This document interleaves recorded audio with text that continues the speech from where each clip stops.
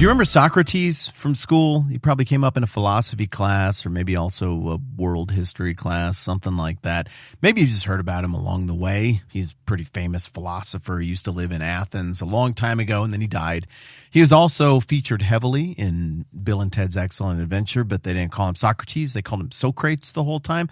So it could be confusing. He died a bummer of a death, but I think the people of Athens at the time that he died considered it an honorable death because he got convicted by the elders of Athens of corrupting the youth of Athens with pernicious ideas that got inside their heads. And probably, honestly, it was very destabilizing. I don't know. I've never tried to govern an ancient Greek city-state. I don't know what I would have done if I'd been there. But Socrates seems real smart in the rearview mirror. I mean, his student was Plato, and Plato's prize student was Aristotle, and Aristotle's prize student was Alexander the Great. And heck, I mean, in a way, several generations later, the prize student of Alexander the Great was Octavian, who went on to be known as Caesar Augustus. They didn't know each other, but Octavian read the heck out of everything that had to do with Alexander the Great. So, Socrates is brilliant, long, long legacy.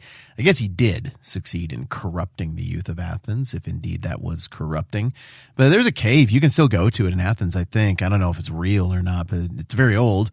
And they say this is the cell of Socrates. This is where he died because they gave him the option for this honorable death. I don't remember what poison? Oh, I do remember. It was hemlock.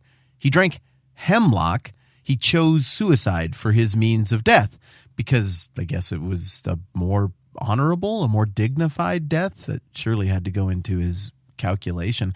That death scene has been romantically portrayed in a bunch of classical art and things like that. It's very tragic, but I guess honorable. Then you contrast that with the death of Jesus of Nazareth, some 400-ish years later. And there is no way to put lipstick on that death, as we were talking about yesterday. It's an ugly death, a brutal death, a shameful death, a humiliating death. That was the point of what the Romans were trying to accomplish. I mean, there's no way they were going to give someone who was receiving an execution for undermining the stability of an occupied territory. There's no way they were going to give a destabilizer some sort of honorable death. I mean, you make a point. If you've seen Spartacus, it portrays how they were like, hey, this guy was, a brave warrior, this freed slave who led an insurrection, but he still led an insurrection. He tried to destabilize things. So we crucified him and all of his buddies, and we put him right along this road right here for everybody to see. That's the kind of death that Jesus got. It was a make-a-point death that Rome was trying to inflict on him. And so they wanted to make it as ugly and shameful as possible. And the religious leaders in the Gospels, by the way, they knew exactly what they were doing when they were gunning for that kind of death.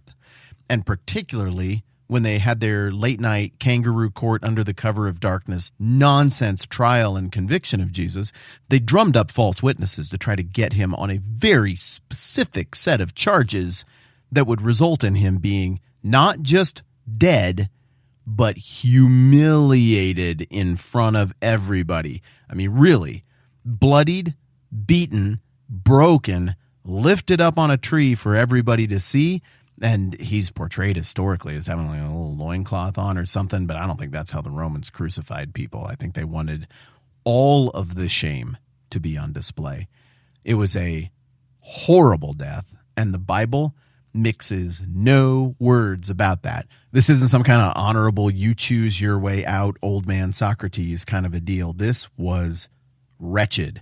And the Old Testament even predicts it, as we discussed last time around. We were reading this thing that Jesus said as he's on his way. He knows he's going out the door from the Last Supper to go and be arrested and go and suffer this horrible death. And he says to his disciples, as it is written, quote, and he was numbered with the transgressors.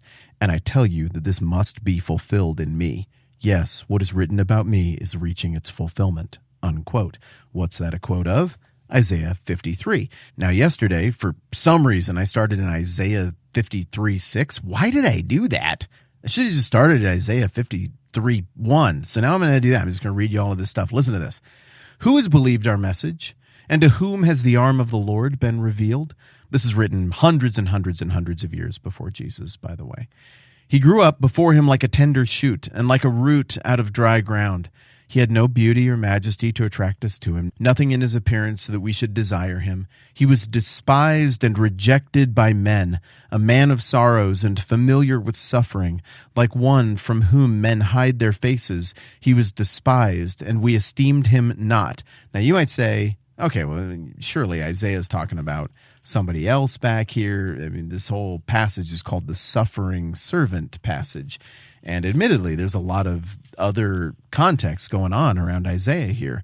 But the New Testament makes it abundantly clear that these are not coincidences between what's being said in Isaiah. And there's a bunch of stuff in this huge book of Isaiah that all point to very Jesus-y things. The New Testament makes it really clear. That's not an accident. This is on purpose. We're talking about Jesus here. Maybe there's a double application here where Isaiah is using some character the original audience might have known or anticipated to point to its true fulfillment, that being Jesus. Not going to unpack that entirely, but it goes on. Surely he took up our infirmities and carried our sorrows. Yet we considered him stricken by God, smitten by him, and afflicted. See what we're driving at here? God wouldn't let his servant, God wouldn't let someone noble or the kind of person that we would look to be the Messiah take on all of this humiliation and shame and pain, right?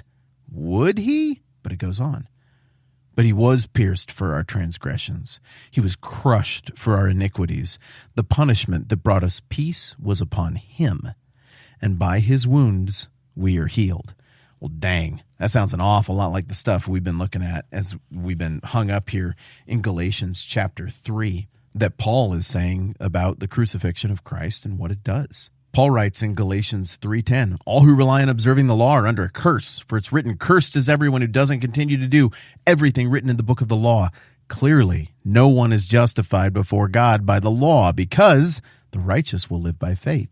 The law is not based on faith. On the contrary, the man who does these things will live by them. Christ redeemed us from the curse of the law by becoming a curse for us. For it is written, cursed is everyone who is hung on a tree.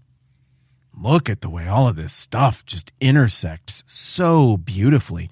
Paul isn't out on some island here, just making up stuff out of thin air. Like, I wish the religion worked this way. I wish this is what Jesus' death meant. Peter, who we looked at yesterday when we went and checked in with 1 Peter chapter 2, he's not just making stuff up out of thin air and being like, I wish this is how we remembered Jesus. This would feel good to me. They're drawing on something that is deeply established, centuries old as like the Crusades are to you and me as we're having this conversation right now. Well-established stuff that points an arrow from deep in history using the hand of God right at the cross, right at Jesus of Nazareth. The passage goes on, Isaiah 53:6. We all like sheep have gone astray. Each of us has turned to his own way, and the Lord has laid on him the iniquity of us all. That's the 1 Peter 2 passage. It goes on, Isaiah 53:7. He was oppressed and afflicted, yet he didn't open his mouth. He was led like a lamb to the slaughter, and as a sheep before her shearers is silent, so he did not open his mouth. I don't know how well you remember the whole crucifixion account from Matthew, Mark, Luke, and John, the 4 books in the New Testament that tell the story of the life, death, and resurrection of Jesus. But this is the story of the crucifixion account. They all tell the same thing. This is the scene. This is the picture. It goes on, Isaiah 53:8, by oppression and judgment he was taken away. And who can speak of his descendants? For he was cut off from the land of the living. For the transgression of my people he was stricken. He was assigned a grave with the wicked and with the rich in his death, though he had done no violence, nor was any deceit in his mouth. Yet it was the Lord's will to crush him and cause him to suffer. And though the Lord makes his life a guilt offering, he will see his offspring and prolong his days, and the will of the Lord will prosper in his hand. After the suffering of his soul, he will see the light of life and be satisfied by his knowledge. My righteous servant will justify many, and he will bear their iniquities. Therefore I will give him a portion among the great, and he will divide the spoils with the strong, because he poured out his life unto death and was numbered with the transgressors. For he bore the sin of many and made intercession for the transgressors. There's so much going on here in Isaiah 53, and I want to just rush right through it and get right back to Galatians, but this kind of is Galatians. This is one of the most important passages in the whole Old Testament that undergirds what Paul is trying to remind the Galatians of, and you know what? This format allows us to take a little extra time when we find nuggets like this in other parts of the Bible and just linger there. So linger we will. We'll pause here and pick up where we left off in Isaiah 53, talking about this suffering servant next time around. I'm Matt. This is the 10-Minute Bible Hour podcast. Let's do this again soon.